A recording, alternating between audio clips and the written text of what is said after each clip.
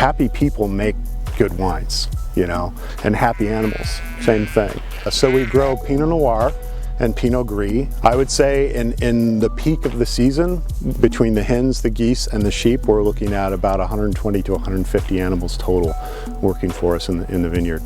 So we've got a team of draft horses, and we use them for cultivating in row, so in underneath the vines, rotating grazing of sheep, chickens, and geese throughout the vineyard, all throughout the growing season.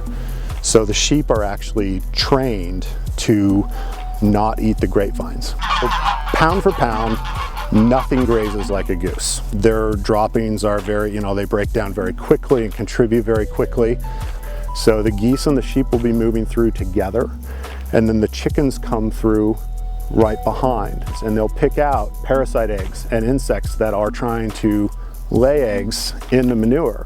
So they're truly acting as a sanitation crew and scratching, incorporating the manure. Good farming at its core is about being engaged and great observation. Anything that you can do that sort of engages you on a very personal level, especially with something like wine, I can only think is going to contribute to the essence and the personality of the wine.